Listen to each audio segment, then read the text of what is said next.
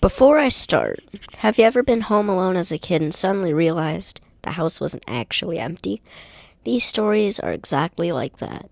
Today, I'm telling you three childhood home alone stories, and while I talk, enjoy the Rocket League chaos in the background. Let's get to it.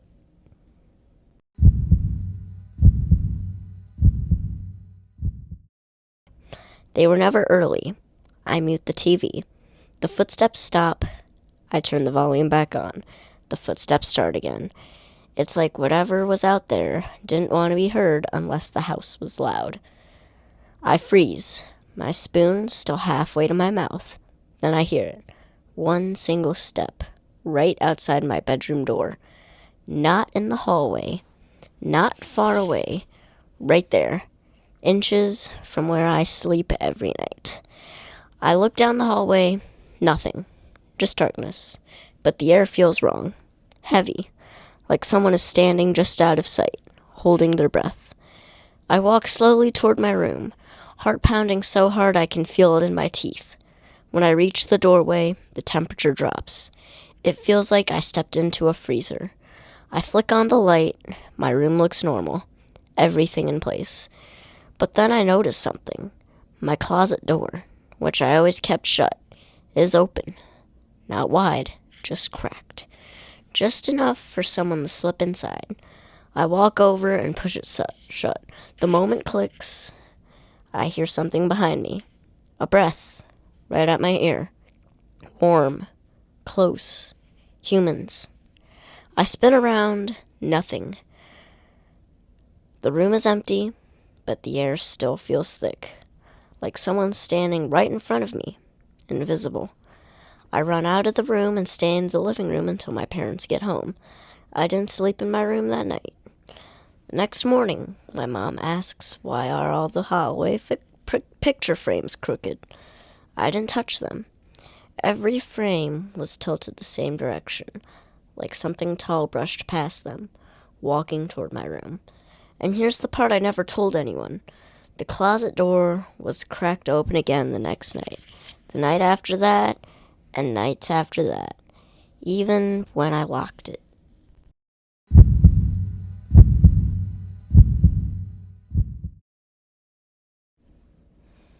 When I was 10, my parents trusted me to stay home alone for a couple of hours after school. Our backyard had a huge sliding glass door, the kind that turned into a perfect mirror once the sun went down. I hated that door because at night you couldn't see outside. You only saw your reflection and whatever might be standing behind you. One winter evening, I'm home alone, doing homework at the kitchen table. The sun sets early, the glass door turns black. I try not to look at it, but reflections pull your eyes like magnets. I glance up and I see a face. Not mine, not a reflection, a face, outside, pressed against the glass. Pale skin, wide eyes, mouth slightly open like it was whispering something. The face is too close, too still, too real. I jump out of my chair so fast it falls over. I blink, the face is gone. I tell myself it was a trick of the light, a shadow, anything. I go back to my homework. Then I hear it. Tap on the glass. I look up. Nothing. Another tap. Higher this time. Like someone dragging a finger down the door. I grab my phone and call my mom. While it rings, I hear breathing on the other side of the glass. Slow. Deep. Fogging up a small circle on the door. I backed away. Eyes looked on that foggy spot. Then a handprint appears, pressed against the glass from the outside. But the fingers are too long, too thin, like they didn't bend right.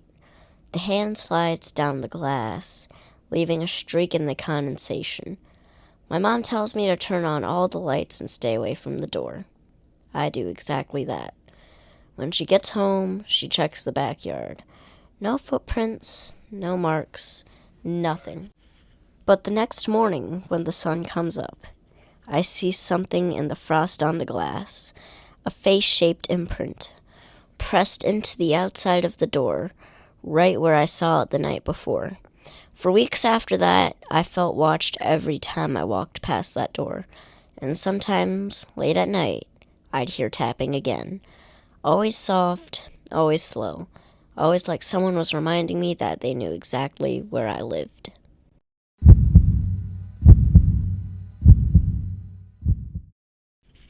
When I was 8, my parents had a rule.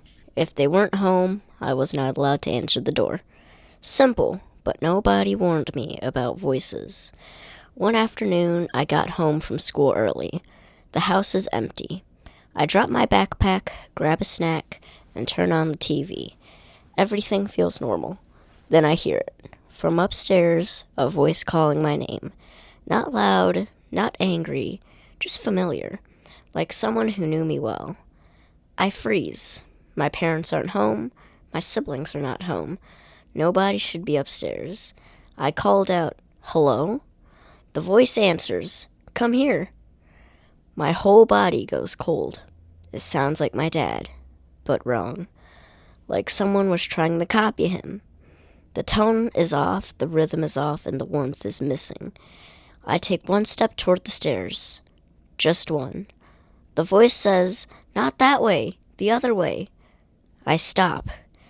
How would it know which way I stepped? I back up slowly. The voice gets sharper. "Come upstairs, now." I run to the door, but before I can open it, I hear footsteps upstairs. Fast ones, running towards the top of the stairs.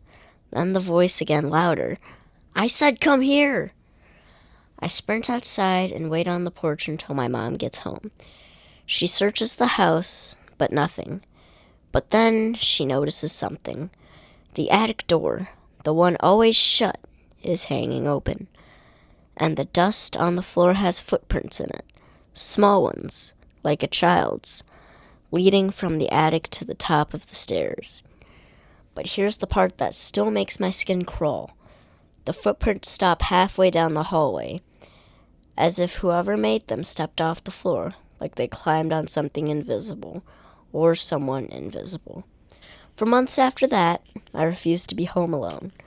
And now, still present today, I still get chills when I hear someone call my name from another room, because sometimes it just sounds like that voice. If you want more long stories like these, tell me which ones hit the hardest. And if you're watching this with Rocket League in the background, don't look behind you when the screen goes dark. Enjoy sleeping tonight.